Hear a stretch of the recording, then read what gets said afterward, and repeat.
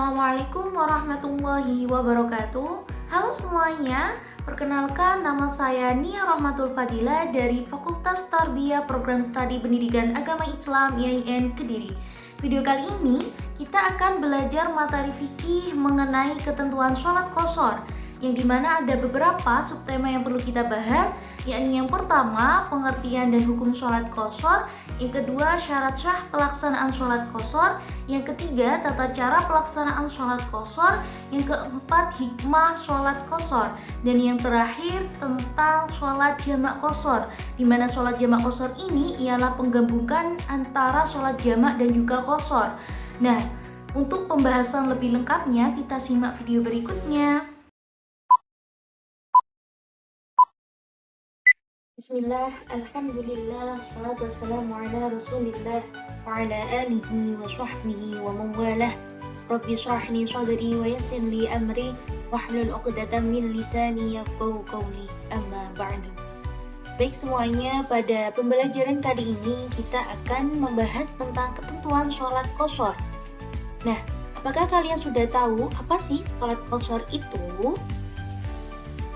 Pada submateri yang pertama, kita akan membahas tentang pengertian dan juga hukum sholat qashar. Nah, maksud dari sholat qashar adalah dengan meringkas jumlah rakaatnya, karena ada sebab tertentu. Sholat yang dapat diringkas rakaatnya adalah sholat fardu yang memiliki jumlah 4 rakaat, lalu diringkas menjadi 2 rakaat. Contohnya, sholat asar, sholat isya, sholat duhur. Sholat subuh dan maghrib tidak boleh diringkas karena jumlah rakaatnya memang sudah cukup. Nah, adapun hukum sholat qashar adalah mubah atau diperbolehkan dan sah jika persyaratannya memang sudah dipenuhi. Karena mengqashar sholat merupakan rukhsah atau keringanan, kemudahan yang diberikan oleh Allah. Lanjutnya nomor 2, yakni syarat sah sholat qashar. Nah, sholat qashar ini diperbolehkan bagi orang yang memenuhi persyaratan atau sebab sebagai berikut. Yang pertama, dalam perjalanan yang dilakukan dengan tujuan baik, tidak ada mudarat di dalamnya atau tidak ada kejahatan, keburukan. Seperti contoh, pergi haji, silaturahmi, berdagang, ziarah, seperti itu. Nomor 2, dalam perjalanan jauh yang jarak tempuhnya kurang lebih dari 81 km. Nah, nomor 3, sholat yang diqashar adalah sholat adaan atau sholat tunai yang memang sholatnya itu harus dikerjakan dalam waktu tertentu, dalam waktu hari itu juga, bukan sholat qadha atau sholat ganti. Yang keempat, berniat qashar ketika takbiratul ihram, yang dimana pelaksanaannya, tata caranya itu sama seperti sholat fardu pada yang kita lakukan setiap hari, namun yang membedakannya adalah niatnya. Nomor 5, dalam keadaan ketakutan atau sangat khawatir seperti perang, sakit, hujan lebat, dan bencana alam. Keenam, sholat yang boleh diqashar hanya sholat yang memiliki 4 rakaat saja. Tata cara sholat qashar. Pelaksanaan sholat qashar sama seperti melakukan sholat fardu, baik bacaan maupun gerakannya.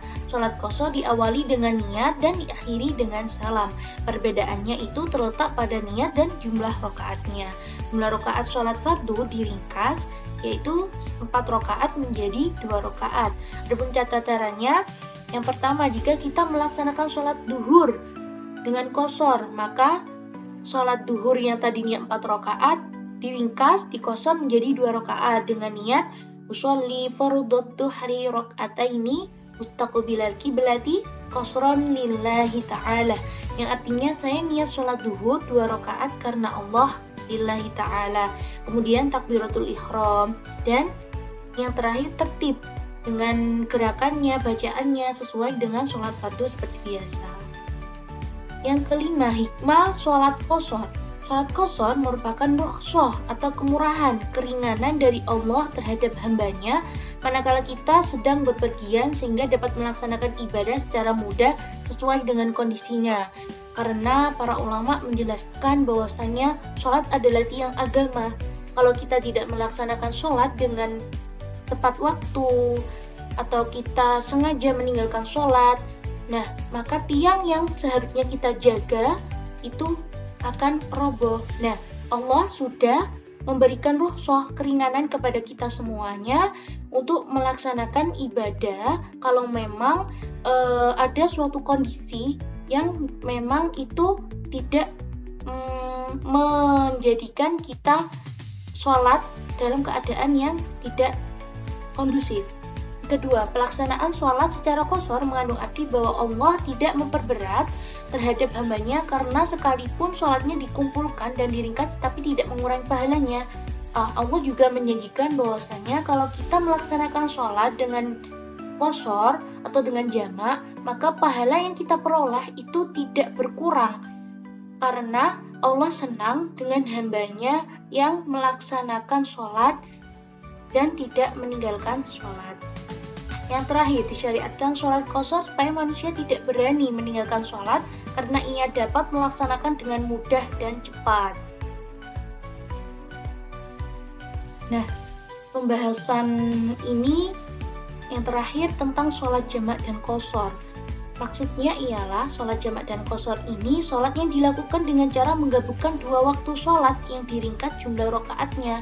Seharusnya 4 rakaat hanya dilakukan 2 rakaat. Misalnya sholat duhur dengan asar dilakukan dengan jamak qashar, maka sholat tersebut dilakukan didahulukan dulu sholat duhurnya, kemudian sholat asar masing-masing 2 rakaat dan tetap dalam satu waktu itu.